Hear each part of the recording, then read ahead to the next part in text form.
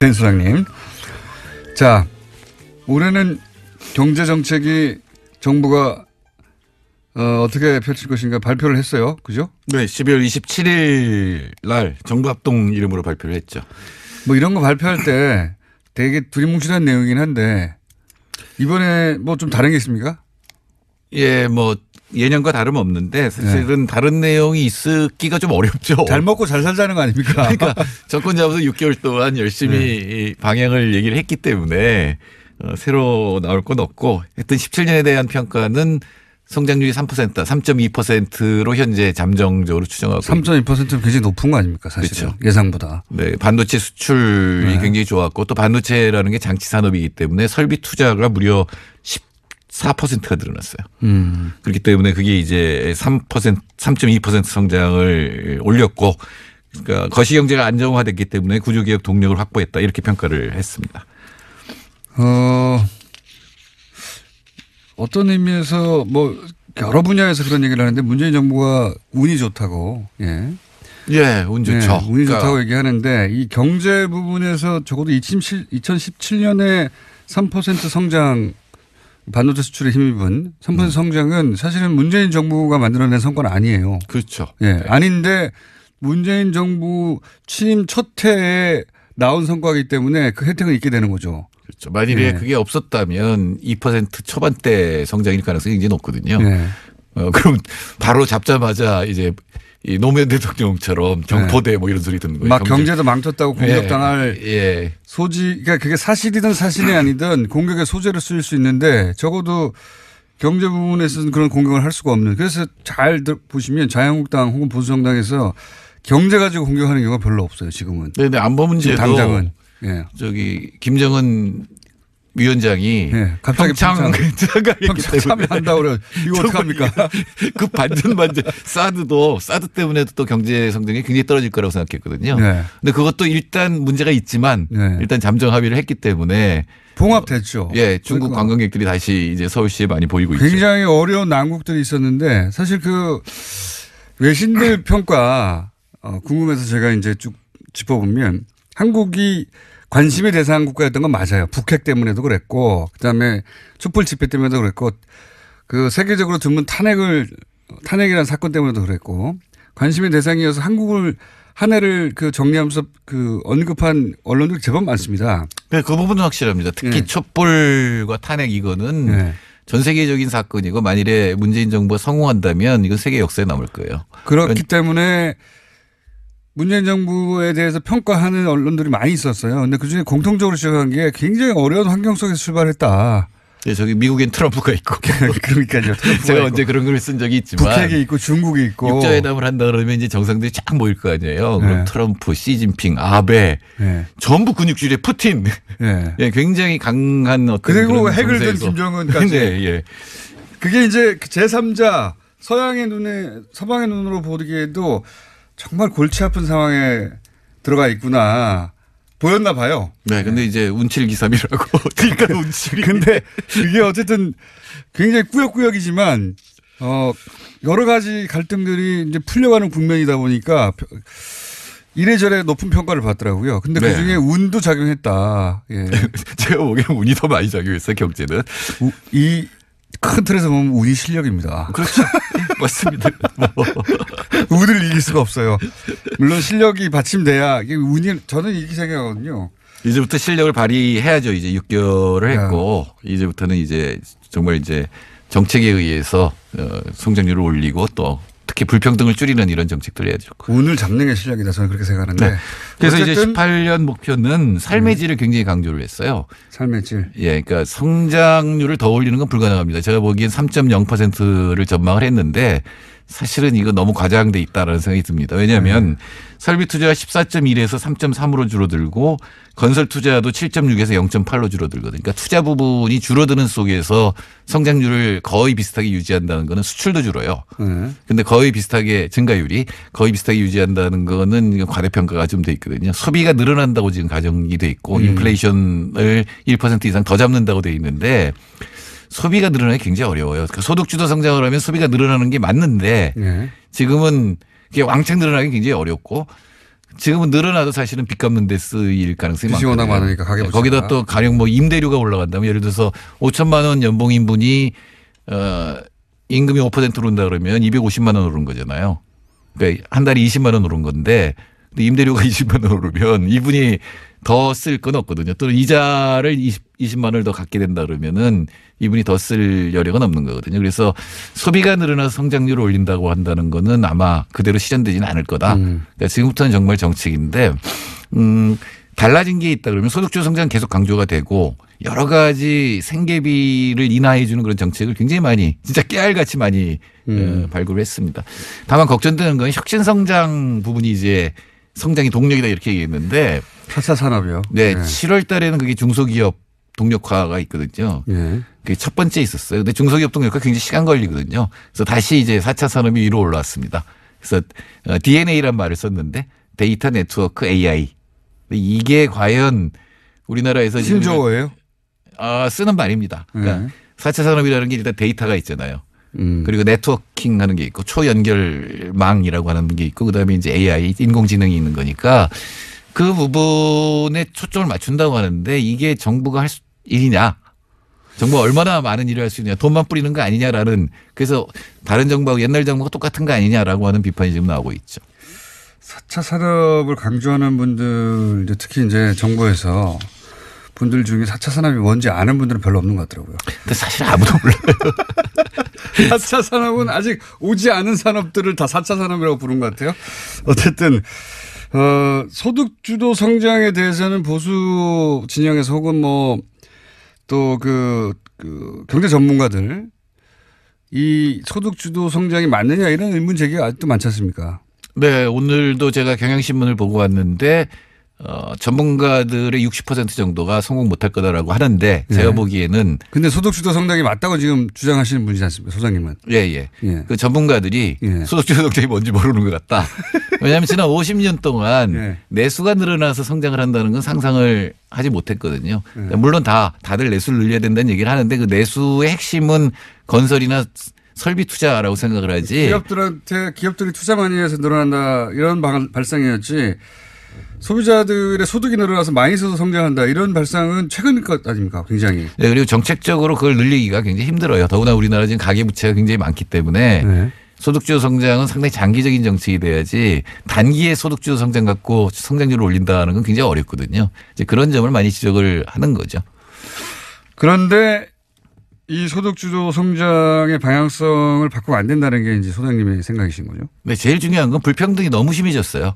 이 부분에 관해서는 그러니까 97년 외환위기 이후에 10년은 민주정부, 10년은 보수정부였는데 사실은 그 20년 전부 책임을 져야 되거든요. 지표를 보면 거의 차이가 없이 불평등 지수가 계속 높아졌거든요. 그래서 우리나라 삶의 질이 29위. 그러니까 우리 GDP에 비해서 굉장히 낮은 그런 거를 보이는데 예를 들어 출산율 최하라든가 노인 빈곤율 세계 최고라든가 OECD 국가 중에서 노동시간 최장이라든가 이게 전부 삶의 질을 낮추는 거니까. 그렇죠. 맞아요.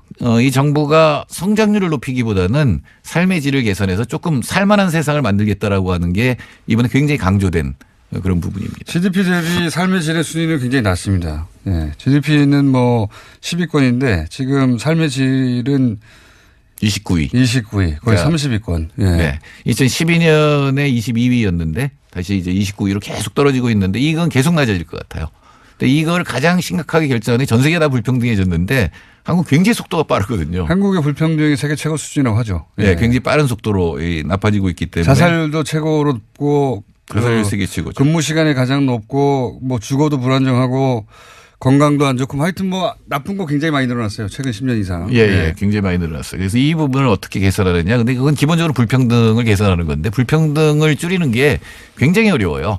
어려운 일이죠. 예, 특히 경제학자들이 원래 있는 사람은 더 힘 세지거든요. 점점점. 주류 경제학자들이 흔히 시장에 맡기자 그러는데 시장에 맡겨서 이게 그 역전이 되기가 쉽지가 않거든요. 삼성 보세요. 예, 요 앞 시간에 다뤘는데 힘이 세면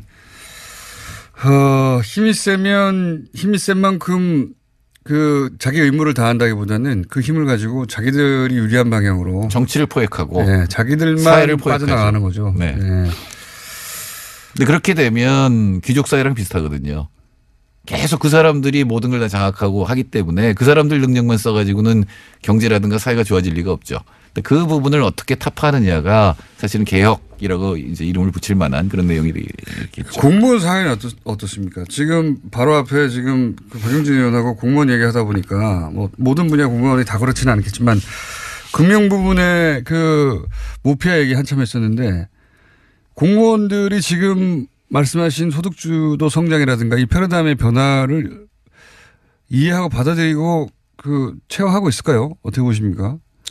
청와대 계신 경험상. 이번에 이제 정책 방향이 80페이지인데 네. 제가 읽으면서 달라진 걸 별로 못 발견했어요. 내용이. 네. 그러니까 몇 개의 표제는 바뀌었는데 그 밑에 나열된 정책들은 사실은 그다지 바뀐 게 없다. 네. 그러니까 복지 분야가 좀 이제 그러니까 생계비 줄이는 거하고 복지 분야는 분명히 달라졌는데 그리고 국토부가 좀 달라졌고 나머지는 옛날 걸 그대로 포장만 바꿨다라는 느낌이 들거든요. 쉽게 바뀌지가 않아요. 실제로 공무원들이. 아까 조금 전에 들으니까 박용진 의원이 여당 의원인지 야당 의원인지 모를. 본인은 야당 의원이라고 하더라고요. 가면. 네. 그런 느낌이 드는데 그건 무슨 얘기냐면 청와대나 이 핵심적인 어떤 정책을 청와대가 또 기재부나 공정이나 이 장들이 아주 강하게 밀고 나가야 되거든요. 근데 지금은 상당히 정치적으로 부드러운 거를 하려고 하는 것 같다라는 느낌이 듭니다. 그래요. 네. 그러면은 좀 무리수가 따르더라도 장을 일제히 교체하고 이걸 강한 드라이브를 걸어야 되는 겁니까? 아니요. 장 자체를 교체할 필요는 없고요. 장들에게 대통령이 힘을 주고 네. 더 강하게 해라 이런 것들이 그중에 하나는 장은 예를 들어서 그 장이 대통령보다 대통령은 뭐 4년 반 있으면 없어지고 삼성은 영원한데 난 삼성 편 들어야지 이렇게 생각하면 어떡합니까? 대통령이 푸시하면 합니다. 푸시하면? 예, 대통령이 뚜렷한 방향이 있다라고 하면 공무원들은 따라가게 돼 있어요. 그런데 대통령이 애매해지면 그리고 공무원들 원래 자기 따라가는 척 하면서 안 따라가면 네, 자기 생각대로 하게 돼 있죠. 대표적인 게 노무현 대통령 때 부동산 정책이었거든요. 대통령의 의지를 보일 때는 막 하다가 대통령 중간에 성장 문제에 부딪히면서 무슨 짜장면값 뭐 이런 거 있어요. 분양 원가 공개를 처리할 때 짜장면값 공개하는 거 봤냐 뭐 이런 식으로 얘기를 했거든요. 그다음부터 부동산 정책이 확 틀어졌거든요. 그리고 다시 부동산 가격이 폭등을 하는 일이 벌어지는데. 일단 청와대는 흔들리지 말아야 되고 그리고 강하게 밀어붙여야 되고 그래도 그 드라이브를 따르지 않는 장들을 교체해야 되는 거죠. 네. 교체할 건 교체해야죠. 그러니까 금융 부분이 가장 지금 취약한 거 맞고요. 공정위에서 내놓은 건 뭐냐면 스튜어드십이라는 걸 갖다 내놨습니다. 어려운 거 스튜어드십. 그러니까 보통 주주자본주의잖아요. 네. 근데 이거를 그 주식을 가장 많이 갖고 있는 건 우리나라에서 국민연금이에요.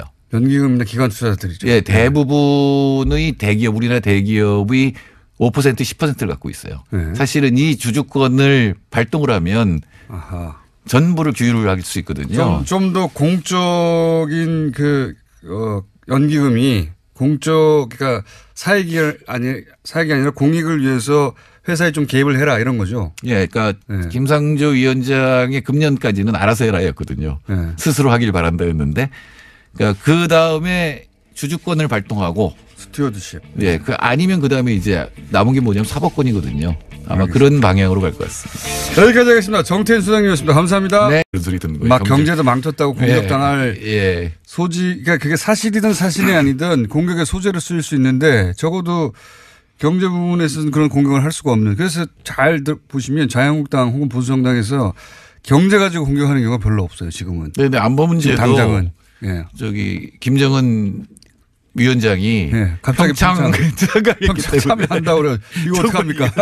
그 반전 사드 때문에도 또 경제 성장이 굉장히 떨어질 거라고 생각했거든요. 네. 근데 그것도 일단 문제가 있지만 네. 일단 잠정 합의를 했기 때문에 봉합됐죠. 예, 중국 그러니까. 관광객들이 다시 이제 서울시에 많이 보이고 있죠. 굉장히 어려운 난국들이 있었는데 사실 그 외신들 평가 궁금해서 제가 이제 쭉 짚어보면 한국이 관심의 대상 국가였던 건 맞아요. 북핵 때문에도 그랬고, 그 다음에 촛불 집회 때문에도 그랬고, 그 세계적으로 드문 탄핵이라는 사건 때문에도 그랬고, 관심의 대상이어서 한 해를 그 정리하면서 그 언급한 언론들이 제법 많습니다. 네, 그 부분은 확실합니다. 특히 네. 촛불과 탄핵 이거는 네. 전 세계적인 사건이고 만일에 문재인 정부가 성공한다면 이건 세계 역사에 남을 거예요. 그렇기 때문에 문재인 정부에 대해서 평가하는 언론들이 많이 있었어요. 근데 그중에 공통적으로 지적한 게 굉장히 어려운 환경 속에서 출발했다. 네, 저기 미국엔 트럼프가 있고. 그러니까요.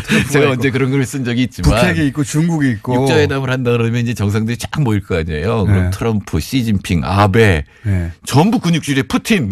네. 예, 굉장히 강한 어떤 그리고 그런 핵을 든 정세에서. 김정은까지. 네, 예. 그게 이제 제3자 서양의 눈에 서방의 눈. 그렇기 때문에 그게 이제 3.2% 성장을 올렸고 그러니까 거시경제가 안정화됐기 때문에 구조개혁 동력을 확보했다 이렇게 평가를 했습니다. 어떤 의미에서 뭐 여러 분야에서 그런 얘기를 하는데 문재인 정부가 운이 좋다고. 예. 예, 운 좋죠. 네, 운이 좋다고 얘기하는데 이 경제 부분에서 적어도 2017년에 3% 성장 반도체 수출에 힘입은 3% 성장은 사실은 문재인 정부가 만들어낸 성과는 아니에요. 그렇죠. 예. 네. 아닌데 문재인 정부 취임 첫 해에 나온 성과이기 때문에 그 혜택은 있게 되는 거죠. 그렇죠. 만일에 예. 그게 없었다면 2% 초반대 성장일 가능성이 굉장히 높거든요. 예. 그럼 바로 잡자마자 이제 이 노무현 대통령처럼 경포대 뭐 이런. 된 수장님. 자, 올해는 경제 정책이 정부가 어떻게 펼칠 것인가 발표를 했어요. 그죠? 네, 12월 27일 날 정부합동 이름으로 발표를 했죠. 뭐 이런 거 발표할 때 되게 두리뭉실한 내용이긴 한데 이번에 뭐 좀 다른 게 있습니까? 예, 뭐 예년과 다름없는데 사실은 다른 내용이 있기가 좀 어렵죠. 잘 먹고 잘 살자는 거 아닙니까? 그러니까 정권 잡아서 6개월 동안 열심히 이 방향을 얘기를 했기 때문에 새로 나올 건 없고 하여튼 17년에 대한 평가는 성장률이 3%, 3.2%로 현재 잠정적으로 추정하고 3.2%는 굉장히 높은 거 아닙니까? 사실은. 그렇죠. 예상보다. 네, 반도체 수출이 네. 굉장히 좋았고 또 반도체라는 게 장치 산업이기 때문에 설비 투자가 무려 14%가 늘어났어요. 눈으로 보기에도 정말 골치 아픈 상황에 들어가 있구나. 보였나 봐요. 네, 근데 이제 운칠기삼이라고. 그러니까 운칠이. 근데 이게 어쨌든 굉장히 꾸역꾸역이지만 여러 가지 갈등들이 이제 풀려가는 국면이다 보니까 이래저래 높은 평가를 받더라고요. 근데 네. 그중에 운도 작용했다. 예. 제가 보기엔 운이 더 많이 작용했어요, 경제는. 이 큰 틀에서 보면 운이 실력입니다. 그렇죠. 맞습니다. 운을 이길 수가 없어요. 물론 실력이 받침돼야 이게 운이 저는 이렇게 생각하거든요. 이제부터 실력을 발휘해야죠. 이제 6개월을 했고 이제부터는 이제 정말 이제 정책에 의해서 성장률을 올리고 또 특히 불평등을 줄이는 이런 정책들을 해야죠. 운을 잡는 게 실력이다. 저는 그렇게 생각하는데. 네. 그래서 이제 18년 목표는 삶의